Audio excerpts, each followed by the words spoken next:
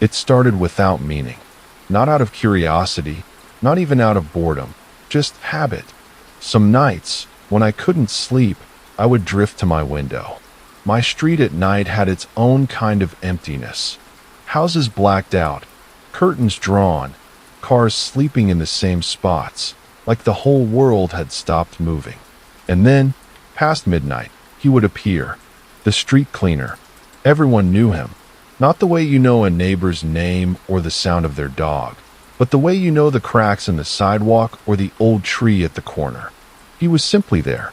Same hunched posture, the dented cart rattling behind him, the broom sweeping in its slow, steady rhythm. He belonged to the night, the way shadows do. At first, I barely noticed. I'd glance at him like you'd glance at a clock ticking. Familiar, predictable, harmless, comforting. But familiarity has a way of twisting into strangeness if you stare too long. It started with silence. The broom never scratched the pavement. The wheels never squeaked. His presence swallowed every sound. Even the electric hum of the streetlights dimmed when he passed beneath them, like the night itself was holding its breath. I tested it one evening. Opened my window just a crack. Nothing. Not the hiss of tires on damp asphalt. Not the bark of the neighbor's dog. Not even crickets. Everything stilled when he was near. Then I began to notice the weather. I watched him during a storm, rain hammering rooftops so hard it bounced back up in silver spray. But his coat was dry. The wind bent trees sideways, yet his hat never shifted.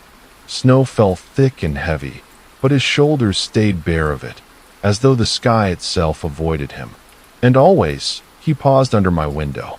Not long, just long enough to tilt his head, sharply, unnaturally, as if he was listening. I stopped breathing when he did it. At dinner, I once asked, "Why does he clean every night?" "You mean the street cleaner?" my mom asked. "Yes," I said. "He never skips." My dad answered, "That's his job. But who pays him? Have you ever seen him talk to anyone?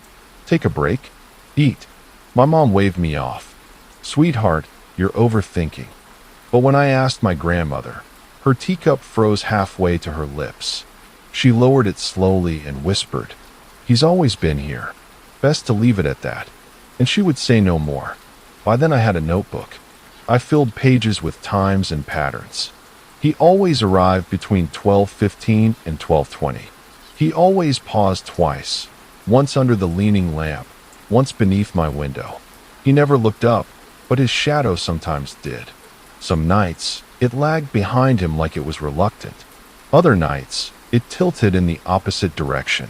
I thought it was just me, until Sophie. It slipped out at school. I don't remember how. Maybe I was too tired, too full of the silence I'd been swallowing every night. "The cleaner," I muttered under my breath, staring at my notes. Sophie looked up from her desk. "You mean the guy with the cart?" I froze. "You see him?" Her eyes narrowed. "Of course I do. He stops by the lamppost outside my house. He always tilts his head, like he knows someone is watching." The air between us shifted. That night, we made a pact. Phones charged. Curtains cracked. We'd text the moment he appeared. At 12:18 a.m., my phone buzzed so hard in my hand, I almost dropped it. "He's here," Sophie said. "Same. Just now," I replied. The timing matched. My pulse thundered in my ears. But then, "He's under my window," I whispered. "No, he's outside my gate," Sophie answered. My fingers went numb. The phone slipped against my damp palm. I snatched it back, hands shaking so badly I could barely press the screen. I started a video call. When Sophie's face appeared, pale and wide-eyed, I realized we were not breathing. Neither of us spoke. The silence was heavy. I turned my camera with shaking hands. The picture wobbled as my arms trembled. On my street was the cleaner. He stood still under the lamp. The broom hung from his hand like dead weight. His head tilted upward, just slightly, as if he knew someone was watching him.